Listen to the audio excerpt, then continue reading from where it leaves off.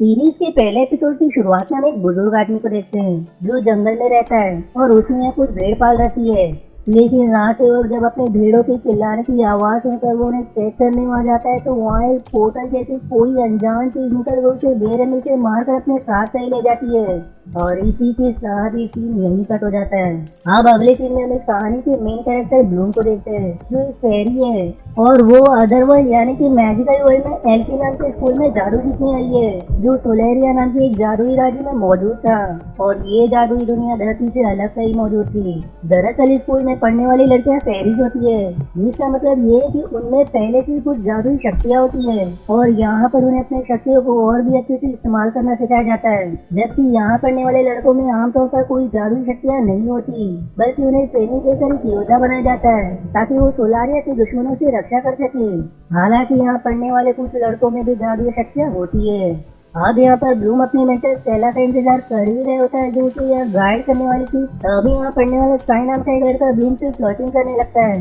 लेकिन थोड़ी ही देर बाद वहाँ स्टेला आ जाती है जिसके बाद वो ब्लूम को अपने साथ वहाँ से ले जाती है। और अब रास्ते में वो ब्लूम को याद दिलाती कि वो सोलारिया की राजकुमारी है और आगे जाकर वो यहाँ की रानी बनने वाली है। अब इसके बाद सेला ब्लूम को सबसे पहले स्कूल की प्रिंसिपल डॉलिन से मिलवाती है जिसके बाद ब्लूम उनसे कहती है कि मुझे लगा था कि आपका पेरिस के पास पंख भी होंगे। जिसके जवाब में डॉलिन उसे बताती कि पहले ऐसा हुआ करता था लेकिन जैसे जैसे हम पेरिस विकसित होने लगे तो समय के साथ ये पुराना जादू भी खत्म हो गया और अब किसी भी पेरिस के पास पंख नहीं होते।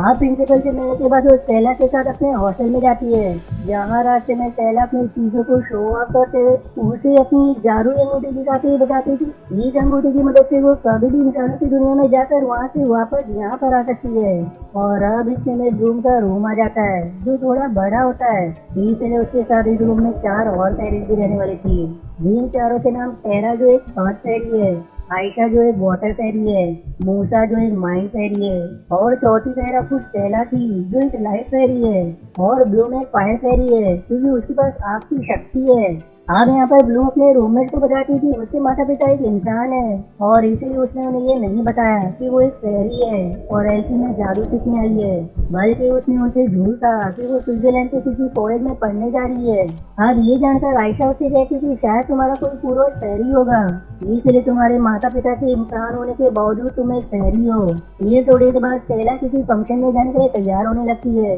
और तैयार होने के लिए वो अपनी जादू का इस्तेमाल भी करती है जिसे देखकर ब्लू मुझसे काफी इम्प्रेस हो जाती है। और अब स्टेला उसे समझाती है कि एक अच्छे जादू को करने के लिए तुम्हारा अपनी भावनाओं पर कंट्रोल करना बहुत जरूरी है। फिर दिन शिफ्ट होता है और हम सिल्वा को देखते हैं जो स्कूल में पढ़ने वाले लड़कों जिन्हें स्पेशलिस्ट भी कहा जाता था उनके ट्रेनर थे और यहाँ वो सभी स्पेशलिस्ट को ट्रेनिंग दे रहे होते हैं। और अब यहाँ वो सभी को बताते हैं कि स्काई के पिता एंड्रीज एक बहुत अच्छे वॉरियर थे और उन्होंने एक बुरी शक्ति जिसे बर्न कहा जाता था उसके खिलाफ लड़ते हुए अपनी जान गंवा दी थी। और यहाँ पर सभी स्पेशलिस्ट को बर्न से लड़ने के लिए तैयार किया जाता है जिससे वो इन बुरी शक्तियों से सोलारिया को बचा सके क्योंकि कभी कभी अचानक ये शक्तियाँ यहाँ पर लोगों पर हमला करने लगती है। साथ ही अब यहाँ पर सिल्वा सभी को बताते हैं कि बॉर्न के हमले में मारा गया इंसान कभी भी फिर से जिंदा नहीं किया जा सकता और अगर वो उनके हमले में जिंदा बच जाए तो थोड़ी देर बाद वो भी उन जैसा ही बन जाता है। दरअसल आज से 1000 साल पहले हुए एंशिएंट वर्ल्ड में कुछ योद्धा ड्रैगन फ्लेम की वजह से मारे गए थे जो बाद में बर्न में बदल गए। फिर अगले सीन में हम स्कूल में पढ़ने वाले एक और स्टूडेंट और स्काई के दोस्त रेवेन को देखते हैं जो स्मोकिंग करने के लिए स्कूल से दूर जंगल में आया होता है और यहाँ पर वो उसी बुजुर्ग आदमी की लाश को देखता है जो एपिसोड की शुरुआत में मारा गया था। जिसके बाद रेवन इस बारे में उसके टीचर बेन, डॉलिन और सिल्वा को बताता है जो तीनों भी जंगल में जाकर उस बुजुर्ग आदमी की लाश को चेक करने लगते हैं जिसके बाद उन्हें पता चलता है कि इसे किसी बॉर्नर नहीं मारा है जो इसी जंगल में कहीं भटक रहा है। लेकिन वो इस बारे में स्कूल में पढ़ रहे बच्चों को नहीं बताते क्योंकि ये जानकर बच्चे काफी घबरा जाएंगे और अपनी पढ़ाई पर फोकस नहीं कर पाएंगे। अब अगले सीन में हम बेट्रिक्स नाम की एक लड़की को देखते हैं जो डॉलिन से मिलने उसके ऑफिस आती है लेकिन डॉलिन बिजी होने की वजह से उसे बाद में आने को कहती है। अब इस घटना के बाद फूल कर सब कुछ सही चलने लगता है और अब यहाँ पढ़ने वाली फेरीज अपना जादू सीखने की प्रैक्टिस करने लगती है और इसी तरह एक दिन ब्लूम भी प्रैक्टिस करने के लिए जंगल में आती है लेकिन यहाँ पर काफी कोशिश करने के बाद भी अपनी शक्ति से आग को जनरेट नहीं कर पाती। इसलिए अब वो अपने फोन में अपने माता पिता के कुछ पिक्चर्स को देखते हुए उस वक्त को याद करती है जब उसने गलती से अपनी अग्नि शक्ति की मदद से अपने ही घर को जला दिया था। अब ये सब याद करके वो थोड़ी इमोशनल हो जाती है और अब उसकी इमोशन की मदद से वो फाइनली अग्नि को जनरेट करने में कामयाब हो जाती है। लेकिन वो अपनी शक्ति को ठीक से कंट्रोल नहीं कर पाती और ठीक इसी वक्त आयशा भी वहाँ पर आ जाती है जहाँ ब्लूम की फायर आयशा की तरह बढ़ने लगती है, लेकिन वो उसे अपने वाटर शक्ति की मदद से बुझा देती है। अब इसके बाद वो ब्लूम के साथ वापस अपने स्कूल की तरफ जाने लगती है और अब रास्ते में वो ब्लूम से कहती है कि तुम्हारी अग्नि शक्ति को देखकर ऐसा लग रहा था कि जरूर तुम्हारे माता पिता में से किसी के पास ये शक्ति रही होगी, क्योंकि किसी नॉर्मल इंसान के बच्चों में इतनी शक्ति नहीं हो सकती। जो जहाँ तक ब्लूम कहती कि ऐसा नहीं है क्योंकि मेरे माता पिता तो एक आम इंसान है। अब ये सुनकर आयशा उसे समझाती कि शायद वो लोग तुम्हारे असली माता पिता नहीं है और हो सकता है कि तुम एक चेंजलिंग हो। दरअसल अगर कोई पहली आकर किसी नॉर्मल इंसान के बच्चों को अपने बच्चे से एक्सचेंज कर देती तो ऐसे बच्चे को चेंजलिंग कहते हैं। जो बात है सुनकर अब ब्लूम काफी परेशान हो जाती है। वहीं दूसरी तरफ स्कूल की एक ओरिएंटेशन पार्टी में रेवन शराब पी रहा होता है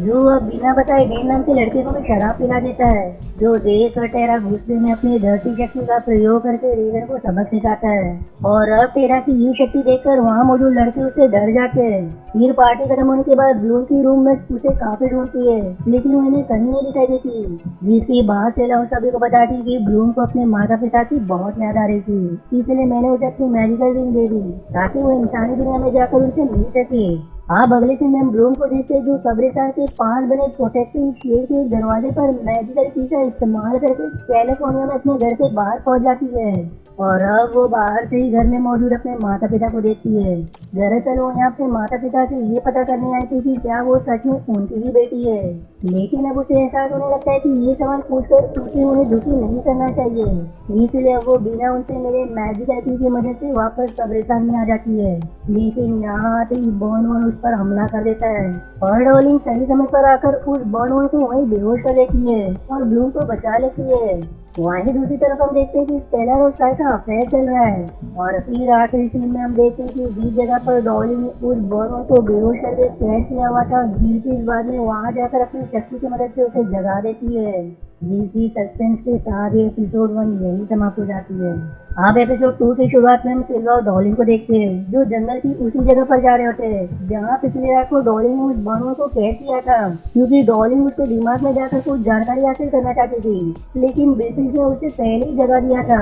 इसलिए वो बर्नवन डॉलिन पर हमला करता है लेकिन सिल्वा उसे बचा लेता है। वहीं दूसरी तरफ स्कूल में चला ब्लूम से उसकी मैजिकल रिंग के बारे में पूछती है जिस पर ब्लूम उससे बता दी कि वो रिंग बर्नवन ने मुझसे ले ली है और अब ये सुनकर स्टेला बहुत परेशान हो जाती है क्योंकि वो रिंग उसे उसकी माँ और सोलारिया की कोई ढूंढा नहीं देती और अगर उन्हें पता चला कि स्टेला ने उसकी रिंग खो दी है तो वो उससे बहुत नाराज हो जाएंगी, इसलिए स्टेला ब्लूम को किसी तरह से उसकी रिंग वापस लाने को कहती है। अब अगले सीन में ब्रिटिश को देखते हैं जो डॉलिन के ऑफिस में उससे मिलने जाता है और यहाँ वो डॉलिन से सवाल करती है कि क्या वो उसके काम में उसकी मदद कर सकती है, जिसकी जवाब में डॉलिन कहती है कि मेरी मदद के लिए मेरे पास पहले से ही मेरा असिस्टेंट कैलम है। फिर इसकी थोड़ी देर बाद डॉलिन सभी स्टूडेंट पेरेंट्स को लेकर एलसी स्कूल के बाहर बने एक स्टोन सर्कल के पास लेकर आती है जो अब एक एक करके सभी पेरेंट्स को वहाँ रखे एक मैजिकल बॉल पर अपनी शक्ति का इस्तेमाल करने को कहती है। इसके बाद सभी पेरेंट्स एक एक करके उस बॉल की मदद से सभी को शक्ति दिखाती है, लेकिन जब ब्लूम की बारी आती है तो काफी कोशिश करने पर भी वो अपना जादू सही से नहीं दिखा पाती,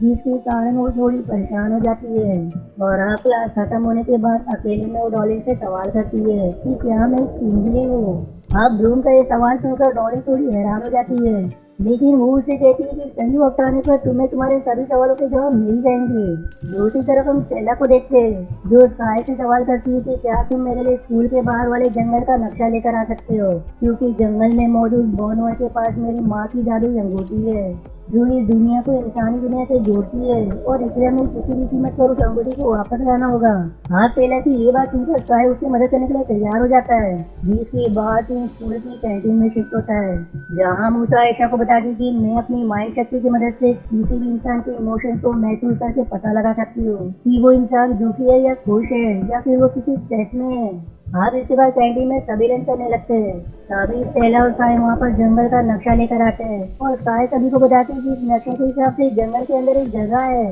जहाँ डोली ने उस बर्नवन को रखा होगा और हम लोग वहाँ पहुँचकर उससे स्टेला की रिंग वापस ला सकते हैं। अब इन सबकी बातें खत्म होने के बाद अकेले में ब्लू स्काई से सवाल करती है कि जब तेला पहले से तुम्हारी गर्लफ्रेंड है तो फिर हमेशा उसके बजाय मेरे साथ क्यों फ्लर्ट करते रहते हो। जिस पर स्काई उसे कहता है कि मेरा और साइला का ब्रेकअप हो गया है। जो जानकर ब्लू मुस्कुराने लगती है और अब इन दोनों को देखकर हमें पता चलता है कि ये एक दूसरे को पसंद करते हैं। फिर अगले सीन में हम बेट्रिस को देखते हैं जो रीजन के साथ मिलकर चुपके से डॉलिन के ऑफिस में घुस जाती है और यहाँ पर कुछ ढूंढने लगती है। वहीं दूसरी तरफ ब्लूम एक बार फिर से सोच सर्कल के पास जाकर अपनी शक्ति का इस्तेमाल करने की कोशिश करने लगती है, लेकिन तभी वहाँ पर स्टेला आकर उसे कहती है कि अगर तुम्हें अपनी शक्ति का सही से इस्तेमाल करना है तो तुम्हें अपने पास की सबसे बुरी यादों के बारे में सोचना होगा जिससे तुम्हें गुस्सा आए और इसके बाद तुम अपनी शक्ति का अच्छे से इस्तेमाल कर पाओगी। अब ब्लूम ये सीख कर बिल्कुल ऐसा ही करती है और इस बार वो सच में अपनी शक्ति का प्रयोग करना सीख जाती है। वहीं दूसरी तरफ आयशा और मूसा अपनी क्लास में जा रहे होते हैं।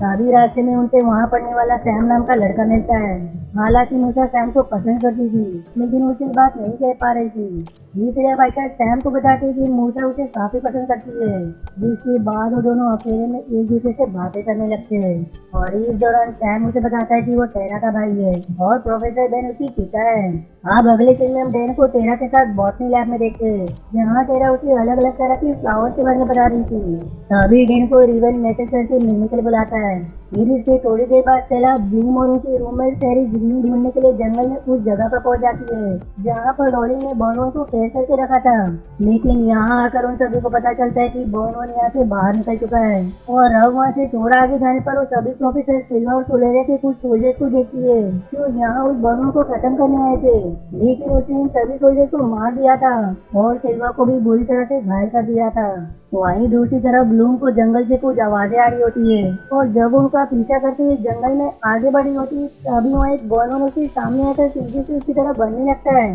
लेकिन तभी आयशा वहाँ सही समय पर आकर उस पर हमला करती है जिसे पेड़ से टकराकर मारा जाता है। अब इसके बाद वो सभी प्रोफेसर सिल्वा को लेकर वापस स्कूल आ जाती है और अब स्कूल में सभी को पता चल जाता है कि जंगल में कुछ बर्नवन घूम रहे हैं। इसके बाद बेट्रिस डॉलिन के ऑफिस जाकर उसे सिल्वा के बारे में बताती है, जिसके बाद डॉलिन सिल्वा को देखने के लिए वहाँ से चली जाती है और इसी बात का फायदा उठाकर बेट्रिस फिर से ऑफिस की छानबीन करने लगती है जहाँ उसे आखिरकार एक सीक्रेट डोर मिल जाता है, लेकिन तभी वहाँ पर डॉलिन का असिस्टेंट कैलम आ जाता है जिसे देखकर बेट्रिस उसे कहती है कि तुम तो अपना काम ठीक से नहीं कर पाए लेकिन मैं उसका दिया हुआ काम जरूर पूरा करूंगी। और अब इन दोनों की बातों से हमें समझ आता है कि वो दोनों भी किसी अनजान इंसान के कहने पर या किसी खास काम को करने के लिए आए हैं। फिर आखिरी सीन में हम ब्लूम को अपने रूम में देखते हैं जहाँ वो आयशा को बताती है कि जब वो बर्नवन उस पर हमला करने वाला था तब अपनी शक्ति का इस्तेमाल करते वक्त उसे अपने रिजल्ट में एक अनजान औरत दिखाई दे रही थी, जिसकी अब इतना कहते ही ब्लूम की आंखें एकदम सफेद पड़ जाती है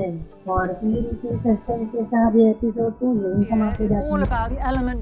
है। This is something you'll learn your first day in class. Fairy magic. Holy shit. Is linked to emotion. Love, hatred, fear. The stronger the emotion, the stronger the magic. Today you get to learn to use your magic.